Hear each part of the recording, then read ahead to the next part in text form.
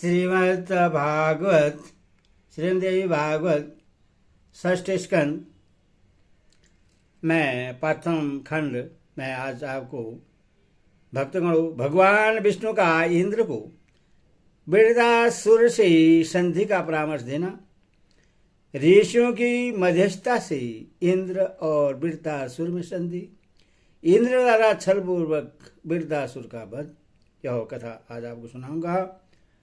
भक्तगणों, आपसे नर्म निवेदन है कि आप माँ भक्ति माँ भगवती चैनल को लाइक करें, सब्सक्राइब जरूर कर दें। कथा सुनिए। व्यास जी बोले, इस प्रकार वर प्राप्त उन देवता और तपस्वी ऋषि गणों ने परस्पर मंत्रणा करके वृत्रासुर के उत्तम आश्रम के लिए प्रस्थान किया। वहां तेज से प्रकाशमान वृत्रासुर को देखा, जो तीनों लोगों को भस्मसात करने और देवताओं को निगल जाने के लिए उधर प्रतीत होता था। ऋषियों ने वृत्रासुर के समीप जाकर देवताओं की कार्य सिद्धि के लिए उससे सामनीतिपूर्ण तथा रसमय प्रिय वचन कहा। ऋषि बोले, सब लोगों के लिए भयंकर हे महाभाग वृत्रासुर, आपने इस संपूर्ण ब्रह्मांड को व्याप्त कर लिया है, परंतु इंद्र के साथ आपका भैर आपके सुख को नष्ट करने वाला है। यह आप दोनों के लिए दुखद और चिंता बढ़ाने का परम कारण है। न आप सुख से सो पाते हैं, न ही इंद्र संतुष्ट होकर सोते हैं, क्योंकि आप दोनों को शत्रुजन्य भय बना रहता है। आप दोनों को युद्ध करते हुए भी बहुत समय व्यतीत हो गया है। इससे देवताओं, राक्षसों और मनुष्य ही समस्त प्रजा को कष्ट हो रहा है। इस संसार में सुख ही ग्राह है और दुख सर्वदा त्याज्य है। यही परंपरा है। बैर करने वाले को सुख नहीं प्राप्त होता, यह निश्चित सिद्धांत है। इसीलिए युद्ध प्रेमी वीर इंद्रिय सुख को नष्ट करने वाले युद्ध की प्रशंसा करते हैं, किंतु श्रृंगार रस के प्रेमी विद्वान उसकी प्रशंसा नहीं करते। पुष्पों से भी युद्ध नहीं करना चाहिए, फिर तीक्ष्ण बाणों की तो बात ही क्या है। युद्ध में विजय हो यह ईश्वत है, परंतु उसमें वाणों से शरीर को पीड़ा प्राप्त होना निश्चित है। यह समस्त विश्व देव के अधीन है। इसी प्रकार जय पराजय भी उसी के अधीन है। अतः इन्हें देवाधीन जानकर युद्ध कभी नहीं करना चाहिए। समय पर स्नान, भोजन, शैया पर शयन और सेवा, प्राण, पत्नी, ये ही संसार में सुख के साधन हैं। वाण वर्षा से, भयंकर खंडक प्रहार से, अत्यंत रौद्र और शत्रु को सुख प्रदान करने वाले संग्राम में युद्ध करने से क्या सुख प्राप्त हो सकता है। ऐसा सर्वश्रेष्ठ कथन है कि युद्ध में मरने से स्वर्ग सुख की प्राप्ति होती है। यह तो प्रलोभन और प्रेरणा देने वाला तथा निर्थक वचन है। ऐसा कौन मन बुद्धि है जो शरीर को अशस्त्रों से घायल कराकर, सियार और कौओं से नोचवाकर स्वर्ग सुख की प्राप्ति की कामना करेगा।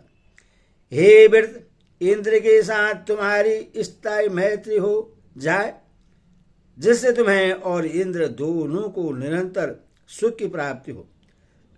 आप दोनों का बैर शांत हो जाने से हम सब तपस्वी और गंधर्वगण भी अपने अपने आश्रमों में सुखपूर्वक रह सकेंगे। हे धीर, आप दोनों के दिन रात के दुख में हम सभी मुनियों, गर्दभों, किन्नरों और मनुष्यों को कष्ट प्राप्त होता है। सभी लोगों को शांति प्राप्त हो सके, इस कामना से हम सब आप दोनों मैत्री कराना चाहते हैं। हे वृत्र मुनिगण, तुम्हें और इंद्र को सुख प्राप्त हो, हम लोग तुम दोनों की मित्रता कराने में मध्यस्थ बनेंगे। हम शपथ कराकर आप दोनों को एक दूसरे का मित्र प्रिय मित्र बना देंगे। आप जैसा कहेंगे वैसे इंद्र भी आपके सम्मुख शपथ लेकर आपके मन को प्रेम से परिपूर्ण कर देंगे। सत्य के आधार पर ही यह पृथ्वी स्थित है। सत्य से ही भगवान सूर्य नित्य तपते हैं। सत्य से ही समय के अनुसार वायु बहती है और सत्य के कारण ही समुद्र भी अपनी मर्यादा का परित्याग नहीं करता।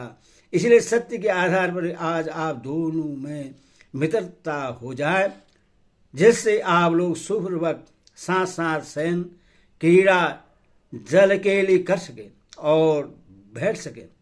इसीलिए आप दोनों को एकत्र होकर अवश्य ही मित्रता कर लेनी चाहिए। व्यास जी बोले, उन महर्षियों का वचन सुनकर अत्यंत बुद्धिमान वृद्धासुर ने कहा, हे भगवान, आप सभी तपस्वीगण मेरी मानिए। आप मुनिगण कभी असत्य भाषण नहीं करते। आप लोग सदाचारी तथा अति शांत स्वभाव वाले हैं और छल करना नहीं जानते, किंतु बैरी मूर्ख जड़ कामी कलंकित और निर्जन से बुद्धिमान को मित्रता नहीं करनी चाहिए। यह इंद्र निर्जय, दुराचारी, ब्राह्मण घाती, लंपट और मूर्ख है। इस प्रकार के व्यक्ति का विश्वास नहीं करना चाहिए। आप सभी लोग कुशल हैं, किंतु द्रोह बुद्धि वाले कभी नहीं हैं। आप सब शांतिचित होने के कारण अतिवादियों के मन की बात नहीं जानते। मुनि बोले, प्रत्येक प्राणी अपने किए हुए शुभाशुभ कर्मों का फल भोगता है। जिसकी बुद्धि भ्रष्ट हो गई हो वह द्रोह करके भी क्या शांति प्राप्त कर सकता है। विश्वासघात करने वाले निश्चय ही नरक में ही जाते हैं। विश्वासघाती निश्चित रूप से दुख प्राप्त करता है। ब्राह्मण की हत्या करने वालों और मद्यपान करने वालों के लिए तो पार्षद है, परंतु विश्वासघातियों और मित्रद्रोहियों के लिए कोई पार्षद नहीं है। अतः हे सर्वज्ञ, आपने मन में जो शर्त निश्चय कर रखी है उससे बतलाइए, जिससे उस शर्त के अनुसार आज ही आप दोनों में संधि हो जाए।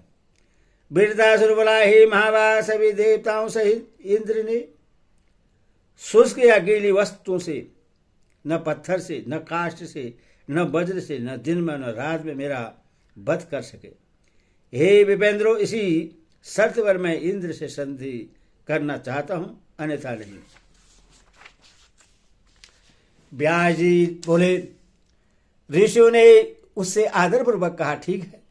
और तत्पश्चात देवराज इंद्र को वहां बुलाकर उन्हें वह शर्त सुना दी। इंद्र ने भी मुनियों की उपस्थिति में अग्नि को साक्षी करके शपथें ली और वे संताप से मुक्त हो गए। वृत्तासुर भी उनकी बातों से विश्वास में आ गया और इंद्र के साथ मित्र की भांति व्यवहार परायण हो गया। वे दोनों कभी नंदन वन में, कभी गंधमादन पर्वत पर और कभी समुद्र के तट पर आनंदपूर्वक विचरण करते थे। इस प्रकार संधि हो जाने पर वृत्तासुर बहुत प्रश्न रहता था, लेकिन वध की इच्छा वाले इंद्र उसके वध के उपाय सोचा करते थे। इंद्र उसकी कमजोरी ढूंढने के लिए सदा उद्यम रहते थे। इंद्र के इस प्रकार विचार करते हुए कुछ समय बीत गया। वृत्तासुर को अत्यंत क्रूर इंद्र पर अत्यधिक विश्वास हो गया। इस प्रकार संधि के कुछ वर्ष बीत जाने पर इंद्र ने मन ही मन वृत्तासुर के मरण का उपाय सोच लिया। एक बार त्वष्टा ने इंद्र पर बहुत अधिक विश्वास करने वाले पुत्र से कहा, हे पुत्र वृत्तासुर, हे महाभाग, मेरी हित कर बात सुनो। जिसके साथ शत्रुता हो चुकी हो उसका विश्वास कभी नहीं करना चाहिए। इंद्र तुम्हारा शत्रु है, वह दूसरों के द्वारा तुम्हारे गुणों में सदा दोष ढूंढा करता है।